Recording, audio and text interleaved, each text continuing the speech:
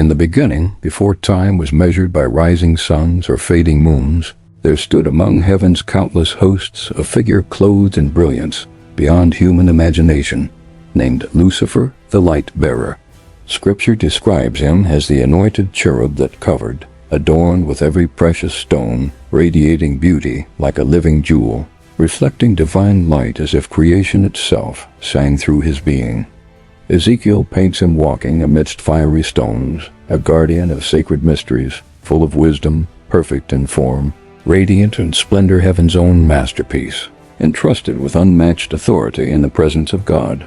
Isaiah's haunting lament calls him Day Star, Son of the Dawn, a celestial title shimmering with hope and glory until the tragic reminder comes he would one day be cast down. Imagine such a being, majestic, flawless, musical, radiant, his every word a melody, his every movement harmony. Could anyone envision corruption springing forth from a heart fashioned so perfectly? This mystery invites probing reflection. If perfection was his nature, how did imperfection arise? Was pride seated subtly like an unnoticed shadow lengthening across a dazzling landscape of eternal light? Theologians have wrestled with this for centuries, some declaring it the ultimate paradox. Sin emerging within holiness, rebellion awakening where no flaw was crafted. How could the brightest star grow dark? Lucifer's gifts were overwhelming beauty, wisdom, and position, but gifts without humility become snares. Could his very perfection have tempted him to gaze inward rather than upward, treasuring creation more than creator? The scriptures whisper hints, yet do not fully answer. This leaves us with unsettling questions. What does Lucifer's fall teach us about freedom, temptation, and the fragile stewardship of divine gifts? Perhaps the key lies in the truth that God gave even angels free will. For love without freedom is compulsion, and loyalty without choice is bondage masquerading as devotion. Lucifer's existence reminds us that free will is the highest gift, but also the heaviest burden. Choice defines destiny. One's heart determines whether beauty exalts God or exalts self. It is striking that heaven itself was not immune to rebellion's birth. If perfection could fall there, what does this mean for human hearts already tainted by brokenness? Lucifer's brilliance was meant to magnify God's glory. Instead, like a mirror tilting toward itself, he turned divine reflection into self-adoration, mistaking borrowed light for inherent brilliance, a deception that proved fatal. This story should stir our humility. If heaven's morning star could fall, can we boast in our fragile accomplishments? Are we not daily tempted to enthrone ourselves above God? Lucifer's role as guardian of God's throne magnifies the tragedy. The closer one stands to glory, the greater the temptation to confuse proximity with ownership, stewardship with sovereignty, reflection with source. His beauty was not evil, but pride corrupted it. The lesson is sobering. Our strengths may become our undoing if we forget they are gifts meant for God's honor. One wonders how heaven responded as pride secretly germinated. Did other angels notice subtle shifts in his gaze, slight strains of dissonance in his once flawless music of worship? Perhaps they dismissed it at first. After all, could the brightest angel err? Yet darkness begins subtly, clothed in reason, concealed beneath radiance. Even deception begins with whispers disguised as light. This contrast, the purest beauty becoming the darkest adversary, makes Lucifer's story profoundly unsettling. Can anything be trusted if perfection itself may falter? Or does this reveal deeper truths about God's justice? It reminds us that God desires willing love, not robotic loyalty. Lucifer's fall testifies, even heaven's gifts are not safeguards against rebellion when self seeks the throne of the eternal. Historical interpretations vary. Some church fathers viewed Lucifer's rebellion as immediate arrogance. Others saw gradual discontent. Both, however, stress the same principle. Pride is the seed of every downfall, angelic or human. Lucifer's story is more than celestial tragedy. It is humanity's mirror. Every heart faces the same choice: to exalt self or surrender self, to reflect light or claim it. The fall of heaven's most beautiful angel proves that external beauty cannot preserve inner truth. Holiness without humility collapses. Power without surrender corrupts. Wisdom without worship misleads. Thus Lucifer became a paradox, the guardian who betrayed glory, the light-bearer who embraced darkness, the morning star who would be remembered not for beauty, but for rebellion and ruin.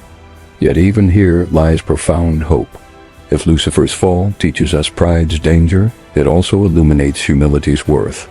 Christ, by contrast, humbled himself, choosing descent rather than ascent, surrender rather than self. Where Lucifer said, "I will ascend," Christ said, "I will descend."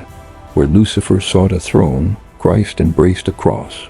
Where Lucifer corrupted beauty, Christ redeemed brokenness with sacrificial love. This cosmic contrast makes the narrative pulse with meaning.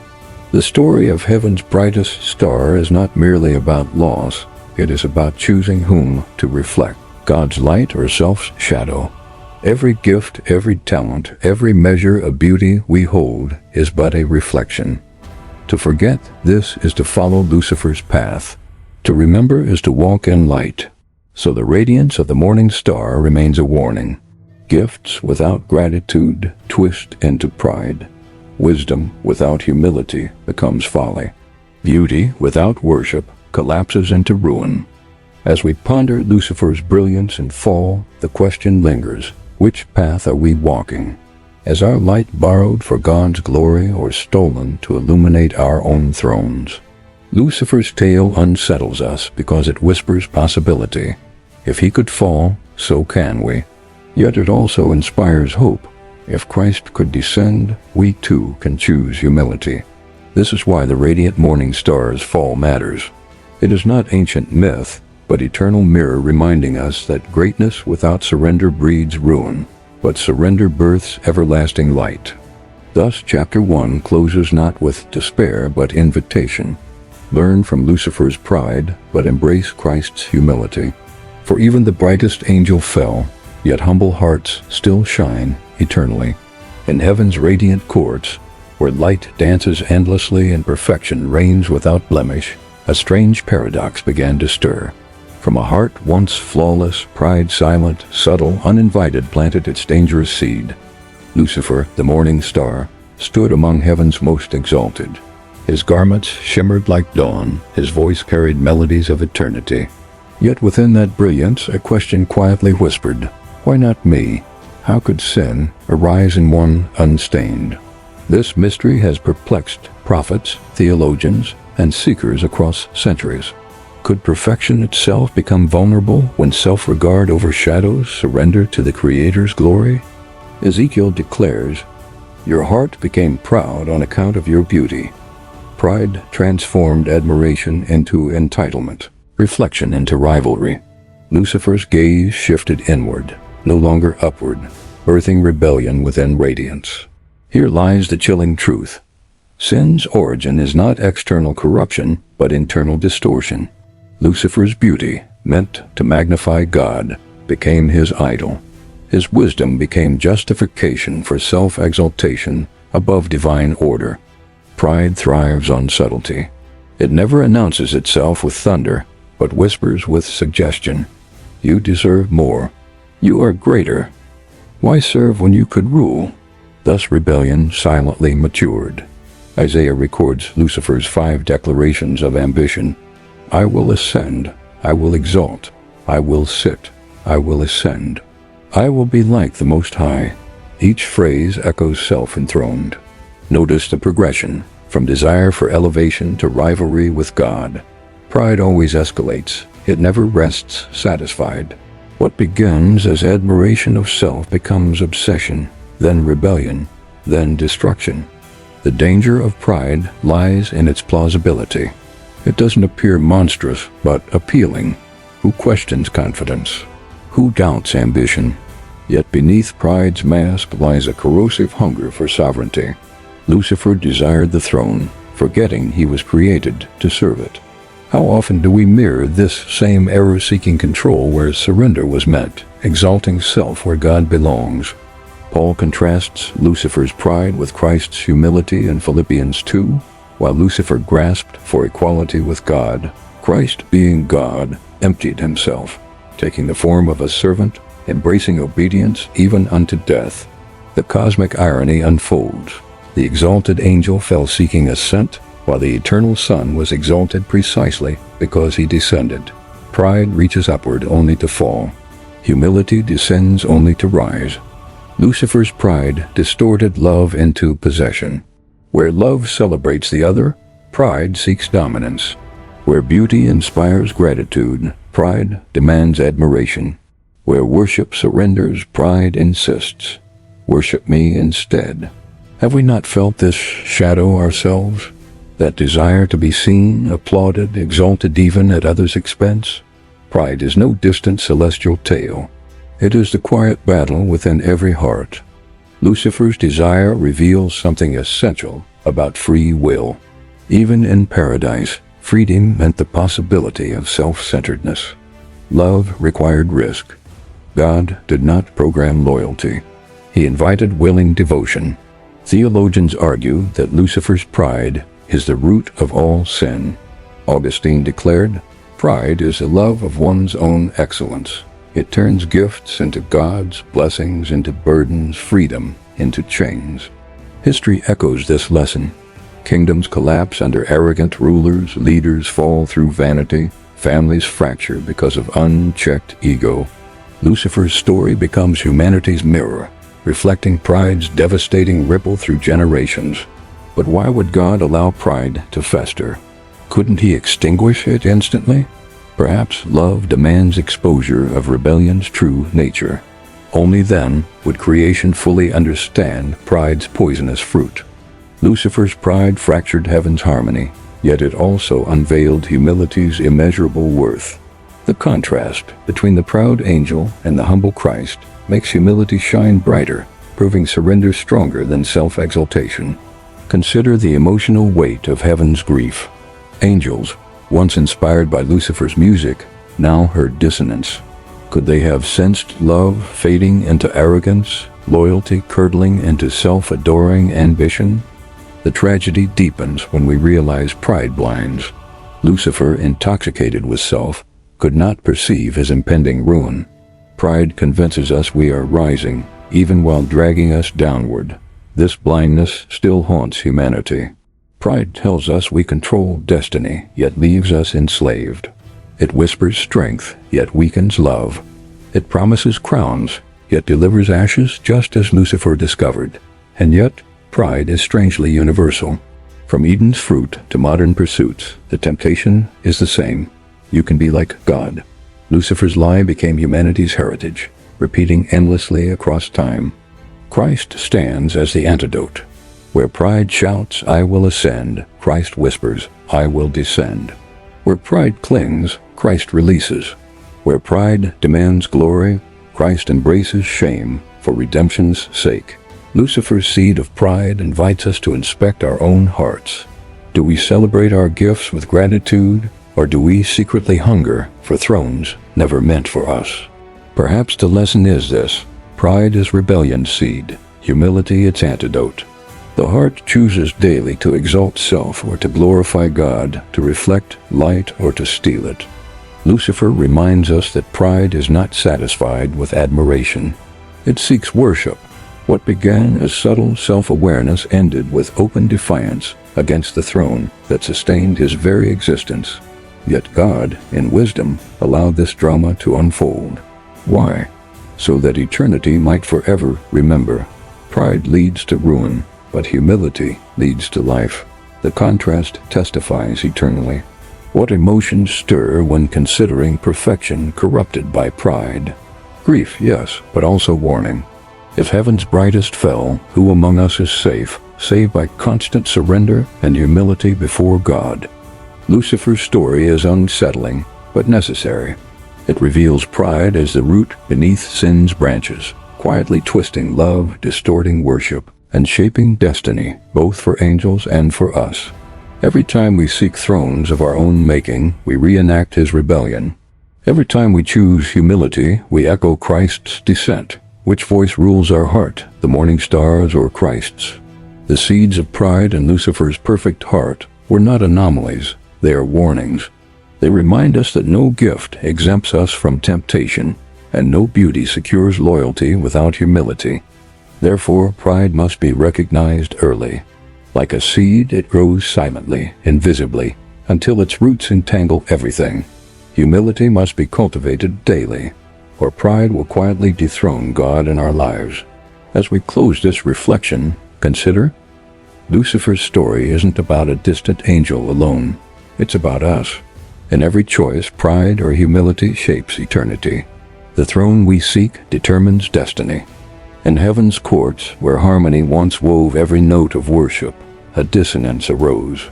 Lucifer, the radiant light-bearer, began whispering questioned suggestions that God's justice was not as flawless as believed. He sowed seeds of doubt among angels, beings unacquainted with deception. Does God truly value you? He implied. Why must his throne alone command loyalty? Are we not equally deserving? The whispers spread like fire across celestial ranks. Some hesitated, troubled by uncertainty. Others defended God's righteousness with unwavering devotion. A great divide quietly formed, hidden beneath heaven's shimmering perfection. Imagine the grief of loyal angels watching their beloved companion transform. His music, once a hymn of devotion, now carried discordant tones. His brilliance, once inspiring, grew tainted with arrogance. Lucifer's persuasion was not force, but rhetoric. He exploited freedom, twisting trust into suspicion. The question echoed, if God is truly just, why not share his authority? Why only him? Revelation 12 speaks of this cosmic war. Michael and his angels fought against the dragon, and the dragon and his angels fought back. Conflict shattered heaven's once unbroken harmony. The imagery is staggering. Heaven, the realm of peace, became a battlefield.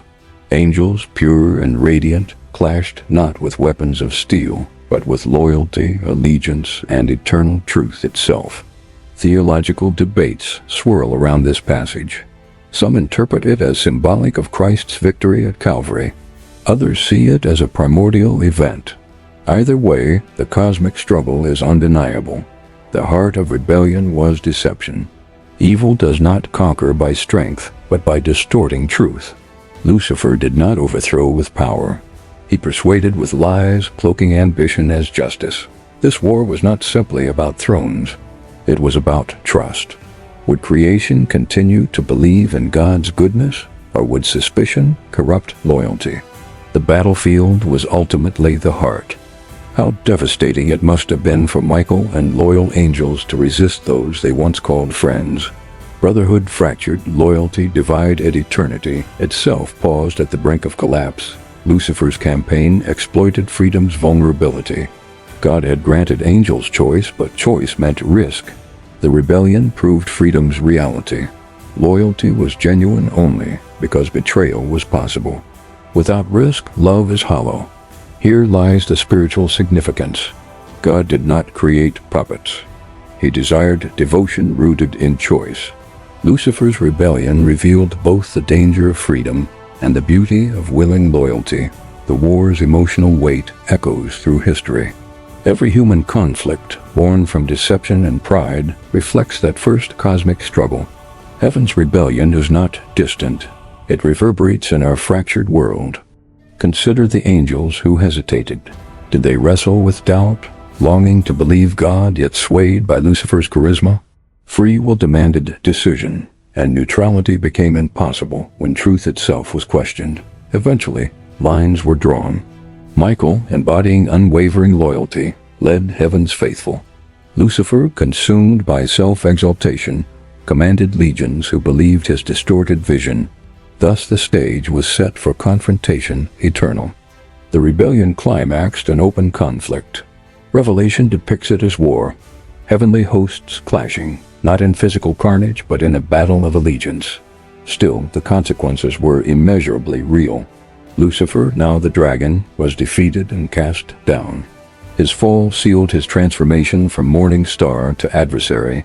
Heaven mourned yet rejoiced, for deception had been exposed and truth vindicated. But what of the angels who followed him? Once radiant, they too became corrupted. Choice bound them to their leader's fate, their light extinguished, their glory warped into shadows of rebellion. The war in heaven unveils a sobering reality. Evil does not emerge through force, but through deception. Lies clothed in reason, ambition disguised as justice, half-truths presented as freedom's defense. Do we not see the same today? Deception, subtle yet persuasive, turns hearts against truth. Pride whispers through culture, sowing doubt in God's justice, rebranding rebellion as liberation.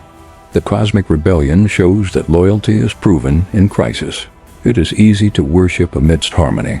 True devotion is tested when deception questions God's goodness and pride demands allegiance. The war also reveals God's justice.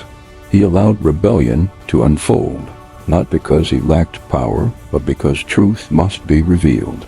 Coercion would silence doubt. Evidence would silence deception. By casting Lucifer out, God secured eternity's future. The universe would forever remember that evil, though alluring, leads to destruction. Freedom without submission spirals into chaos. Rebellion bears only ruin. Yet this cosmic war is not finished. Revelation reminds us that the dragon was hurled to earth, and his fury now wages against humanity, the battlefield continuing in human history. We too live in the echoes of heaven's rebellion. Every temptation, every deception, every battle for loyalty is part of that larger conflict. The dragon's lies still whisper through the ages, but hope shines. Revelation promises ultimate victory. The Lamb who was slain secures triumph over the dragon. Just as Michael's faithfulness stood in heaven, Christ's sacrifice ensures humanity's deliverance on earth. The lesson is eternal. Evil spreads through deception, not strength. Truth does not need coercion to prevail, it requires faithfulness. The loyal angels teach us. Allegiance to God secures eternal victory. Imagine heaven's relief when the rebellion ended. Grief for lost companions lingered, yet joy arose that deception failed. The cosmos understood anew. God's throne is not tyranny, but truth eternal. Lucifer's rebellion, though tragic, became a revelation. It unmasked pride's corruption, exposed deception's danger, and magnified the worth of willing love. Eternity now treasures humility, loyalty, and truth more deeply. So we must ask ourselves, whose voice guides our allegiance? Lucifer's whispers still echo, cloaked in charm. God's call remains steady. Choose life, choose loyalty, choose me. Our decision defines eternity. The great cosmic rebellion remains more than history. It is a mirror. It challenges us to discern deception, resist pride, and embrace humility, remembering that victory belongs not to power, but to truth. The moment came when heaven could no longer endure the dissonance. Lucifer's rebellion had reached its climax, and justice thundered. Brilliance fractured as the once radiant morning star was expelled from heaven's perfect courts. Scripture describes it vividly. How you are fallen from heaven, O day star, son of dawn. Heaven's brilliance shattered, and the universe witnessed glory transformed into disgrace, majesty into ruin. This was no quiet departure. Imagine the anguish of angels watching their companion once, radiant with God's light hurled downward. Every movement of descent was heavy with grief, justice, and unalterable consequence. Lucifer's name, meaning light-bearer, was no longer fitting. He had forsaken light for shadow, reflection for self-glory. His identity twisted, he became Satan, the adversary, the embodiment of opposition. The etymology is striking. Names in Scripture reveal destiny. Lucifer, once destined to shine, embraced darkness, becoming Satan, the enemy. A name that once inspired awe became synonymous with rebellion itself. But what does it mean to be cast down? It symbolizes not only displacement, but also rejection, a fall from favor. Lucifer lost proximity to God's throne, forfeiting purpose, inheritance, and joy. The fall was more than exile. It was transformation. Lucifer was not simply relocated. he was redefined. His splendor became corruption. His authority turned to ruin. His brilliance dimmed into eternal shadow. Revelation portrays him as the dragon hurled to earth with his angels. The imagery captures more than punishment. It reveals cosmic consequence, heaven's decisive severing of corruption from its presence. Yet, beneath the judgment lies profound sorrow. God takes no pleasure in destruction, for even the fallen were once beloved. The tragedy lies not only in justice, but in wasted potential. What greater horror than beauty squandered, wisdom perverted, and gifts corrupted? The universe mourned a future unfulfilled, a being created for glory, reduced to ashes of ambition and eternal ruin. The fall of Lucifer stirs a haunting question. If such perfection could descend so far, what safeguards human hearts from similar ruin? Are we not equally vulnerable to pride's deception? Lucifer's story warns us. Gifts without gratitude, authority without humility, power without submission, all become pathways to destruction. The tragedy of his fall is a mirror reflecting humanity's dangerous inclinations. Consider the angels who remained. Their loyalty was vindicated, yet sorrow laced their victory. Friends turned foes, companions transformed into adversaries. Loyalty was preserved, but innocence was forever altered by rebellion's reality. Being cast down also symbolized exposure. Heaven's purity could not coexist with corruption. Lucifer's expulsion was a declaration to creation. Light cannot embrace darkness, and rebellion cannot coexist with divine justice. Isaiah's lament resonates with this reality. You said in your heart, I will ascend, but you are brought down to Sheol. Pride's ascent always ends in humiliation. Self-exaltation always collapses. From that moment, Satan's mission became adversarial. Once a bearer of light, he now sought only to obscure it. Once guardian of worship, he now sought to redirect it. The pain of lost glory is palpable. Imagine remembering heaven's courts, yet never entering again, recalling melodies once sung, now forever silenced by self-worship. The torment of memory deepens the judgment. This is the essence of wasted potential. Lucifer's fall is not just about loss, it is about what could have been. A masterpiece, now a warning. A jewel, now discarded stone. But God's judgment, though severe, is always just. Lucifer's expulsion ensured heaven's purity. Without separation, corruption would spread unchecked. Judgment became both protection for the faithful and testimony for eternity. Even in judgment, lessons resound. Creation forever witnesses pride's end, rebellion's fruit, and the futility of opposing God. Lucifer's fall became a monument, warning generations of angels and humans alike. The fall of Satan also reframes power. True power lies not in seizing thrones, but in serving faithfully. Lucifer grasped at sovereignty and fell. Christ embraced servanthood and was exalted. The spiritual lesson is clear. God resists the proud but gives grace to the humble. Lucifer's descent etched this truth permanently into the fabric of creation's collective memory. Yet the tragedy remains deeply emotional. Could there be a more sorrowful sight than brilliance collapsing into darkness? Once the morning star, now the adversary. Once admired, now feared. The imagery of being cast down transcends geography. It is spiritual. To fall from heaven is to fall from purpose, to sever communion, to exchange eternal joy for eternal despair. And this despair was not solitary. His angels fell with him, bound to his deception. Once radiant, now distorted, they share his fate forever adversaries, reminders of pride's contagious influence. But notice, though cast down, he was not annihilated. Why? Perhaps because his existence serves as testimony. His rebellion and ruin demonstrate the consequences of pride and the endurance of divine justice. This preservation underscores God's wisdom. By allowing Satan's continued existence, God ensures the universe forever understands rebellion's end. Pride, left unchecked, always self-destructs. Deception, however appealing, always collapses under truth. The lesson reverberates across time. No throne seized can endure. no rebellion against God prospers. Every kingdom built on pride crumbles. Every adversary of truth eventually falls, as Lucifer's fall declares. Still, one cannot ignore the emotional depth. Heaven remembers him not only as adversary but as fallen companion. Love betrayed leaves scars even in eternity's perfect courts. Such loss echoes forever. For us, the warning is undeniable. If heaven's greatest could fall, so can we. Pride remains humanity's most dangerous enemy, distorting gifts into idols, leading souls into ruinous self-exaltation.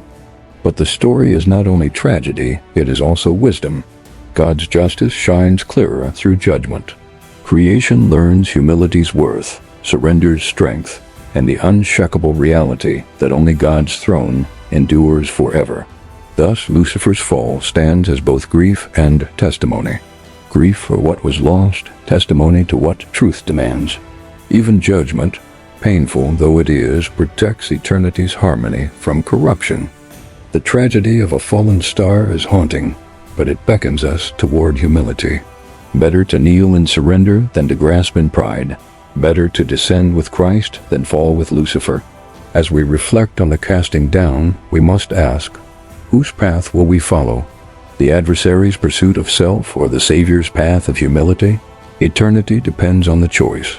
So heaven's brilliance was shattered, yet truth prevailed. Lucifer's light was extinguished, yet God's glory shone brighter. From a fallen star, creation learned forever that only humility safeguards eternal light. In the hush of Eden's early dawn, creation breathed innocence. Trees whispered with unbroken harmony, rivers gleamed with crystal purity, and mankind walked unashamed. Yet unseen shadows stirred the battlefield of heaven, was shifting earthward. Satan entered the garden not with weapons of steel, but whispers of distortion. He cloaked rebellion in suggestion, weaving doubt where trust flourished. How did paradise become theater for deception's cruel artistry? The serpent's question, "Has God said?" echoed like thunder beneath Eden's calm skies. It was not mere curiosity but an assault on divine credibility, planting suspicion within humanity's untested hearts. This moment reveals a deeper mystery. Why permit entry to such a deceiver? Did God gamble paradise away? Or does free will necessitate opportunity, even when opportunity risks catastrophic betrayal? Ancient church fathers wrestled with this paradox. Augustine saw Eden as humanity's probation. Irenaeus envisioned humanity growing through testing. Could perfection untested remain shallow, or must love prove itself amid temptation's call? In that single question, Satan seeded rebellion's logic into human soil. He reframed obedience as oppression, trust as blindness, and boundaries as imprisonment. Paradise became stage for contesting the nature of freedom. The emotional weight is staggering. Angels who had watched Satan fall now witnessed humanity repeat his error. Would they weep again, beholding Earth's first children grasping at false divinity? Adam and Eve's choice was not simply about fruit, it was about allegiance. Would humanity mirror heaven's loyalty to God, or mirror Lucifer's ambition to rise beyond given place? Here lies humanity's entanglement. Earth was no longer neutral soil. The cosmic rebellion spilled into human history, pulling creation into warfare that was spiritual, unseen, and devastatingly consequential. The serpent promised enlightenment, but the light was counterfeit. Innocence traded for shame, communion replaced by hiding, freedom exchanged for bondage. Humanity inherited not illumination, but exile, not wisdom, but alienation. Why would God allow such devastation? Why place humanity within reach of rebellion's voice? Perhaps because love coerced is no love, and trust untested is no trust at all. Eden's trial wasn't designed to trap, but to reveal. Just as heaven had divided between loyalty and pride, so earth became arena for proving devotion. Yet humanity faltered, echoing Lucifer's rebellion. Consider the tragedy. The very image bearers of God, designed for dominion, surrendered dominion to a fallen adversary. Earth became occupied territory, humanity prisoners of deception disguised as freedom. Yet woven within judgment was mercy. Even as Eden's gates closed, God promised a future seed who would crush the serpent. The battlefield remained, but hope pierced rebellion's darkness. Early theologians saw this not as mere loss, but as stage setting. Humanity's fall highlighted need for redemption. Without Eden's tragedy, Calvary's triumph would lack context, and grace would never be fully known. Satan's role in Eden reveals his unchanged nature. Deceiver, accuser, adversary. He could not create, so he corrupted. He could not command loyalty, so he coerced doubt. He remains unchanged today. The serpent's lies echo still. In every heart tempted to mistrust God's goodness, in every culture rebranding rebellion as freedom, Eden repeats. The battlefield wasn't sealed by cherubim. It stretches into our lives, do we not feel it? The whisper that God withholds, that boundaries limit rather than protect, that autonomy promises fulfillment. Humanity still wrestles with Eden's question, has God really said? Eden's fall reminds us, evil seldom appears grotesque. It often arrives cloaked in beauty, subtlety, and appeal. Satan's strategy wasn't force, but persuasion. Even now, his arsenal remains lies, distortion, half-truths. The battlefield of Eden also reveals heaven's patience. God did not annihilate Lucifer immediately, nor Adam and Eve after disobedience. Judgment was real, yet tempered with mercy and promises of restoration. Reflect on Christ's humility in contrast to Lucifer's pride. Philippians 2 describes him lowering himself, obeying unto death. Where Adam grasped at divinity, Christ released it, redeeming humanity by obedience, not ambition. The war begun in Eden continues within hearts. Loyalty is tested daily, not by forbidden fruit, but by choices of trust versus doubt, humility versus pride, surrender versus self-exaltation. The battlefield is personal. Historically, theologians observed Eden as archetype. Origen called it humanity's school of the soul. Tertullian framed it as theater of testing. Each interpretation converges. Eden's narrative explains humanity's daily confrontation with unseen powers. Thus, Earth became battleground not merely of geography but allegiance. Every heart, every decision, echoes cosmic rebellion or divine fidelity.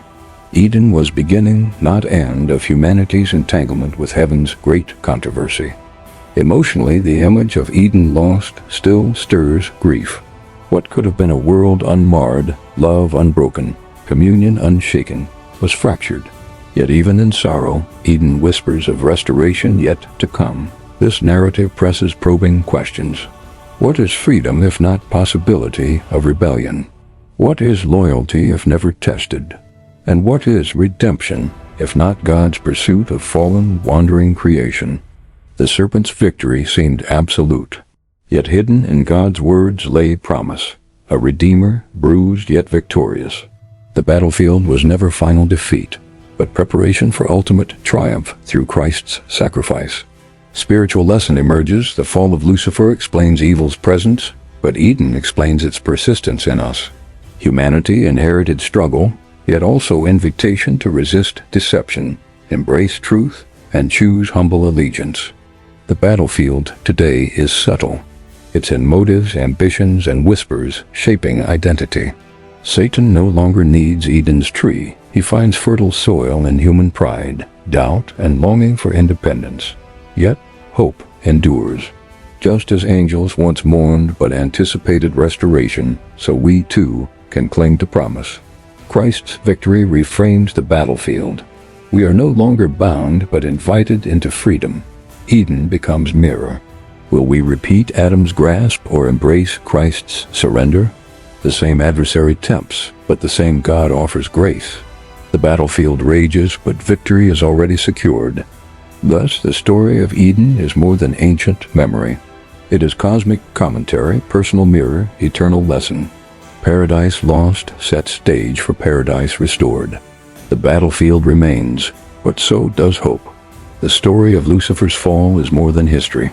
It is a mirror. In his pride we see ourselves, in his ambition our temptations, and in his ruin our warnings.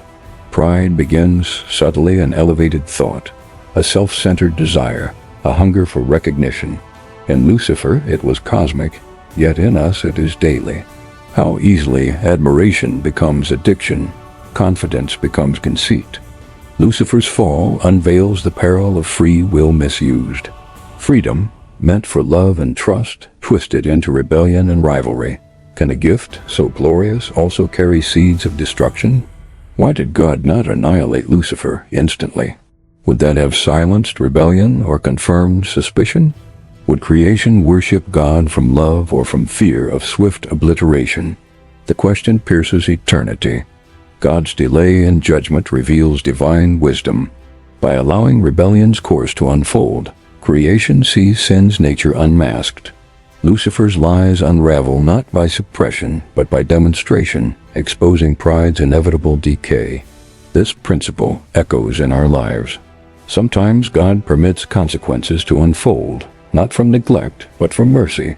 He teaches us by revealing sin's poison, showing why his way sustains life. Lucifer's path and Christ's path stand in sharpest contrast. One sought to ascend above, the other descended below. One grasped for power, the other relinquished it. One destroyed, the other redeemed. Philippians 2 depicts Christ's humility, emptying himself, taking servanthood, embracing death. Lucifer exalted himself and fell. Christ humbled himself and was exalted. Could the lesson be clearer? True greatness bows before God. The emotional weight of this comparison lingers. Heaven lost its brightest star through pride, yet regained hope through humility. Redemption shone where rebellion darkened. In this paradox, justice and mercy intertwine. Lucifer's beauty, wisdom, and brilliance did not safeguard him. Neither talent, appearance, nor intellect guarantees righteousness. Without humility, even heaven's gifts become snares. What of us do we trust gifts more than giver? The cosmic question persists. What throne are we building, ours or God's? Lucifer built his own and fell. Christ surrendered his and reigns forever. Each heart chooses its throne daily. Unchecked ambition whispers still.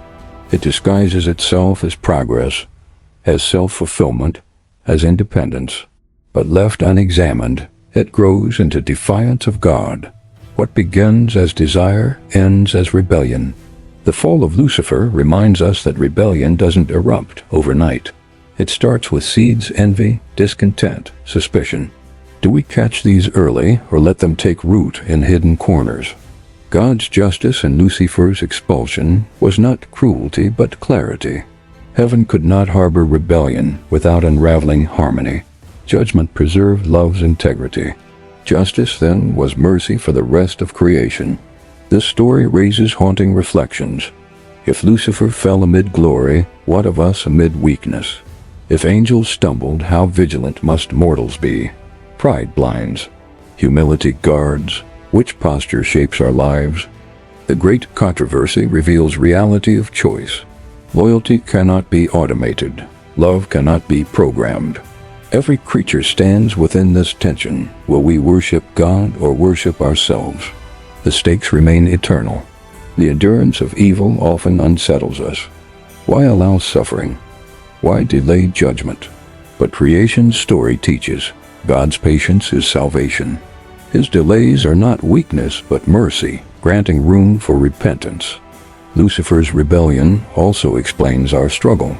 Humanity inherited battlefield where unseen forces clash.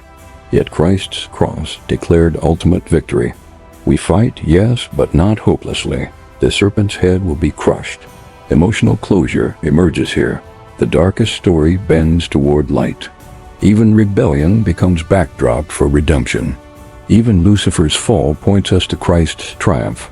Evil screamed loud, but mercy speaks louder still. Theological history affirms this. Early fathers described Lucifer's fall as cosmic theater, displaying sin's nature. Others emphasized humanity's role as witnesses to justice unfolding. Each view reinforces God's wisdom and patience. Yet this lesson is intimate, not distant. Pride tempts us daily, not abstractly. Do we elevate ourselves in relationships, careers, spirituality? Do we grasp recognition or quietly reflect glory back to God? The mirror of Lucifer's fall asks unsettling questions. Where do I crave control? What throne am I building? Do my choices echo surrender or rebellion?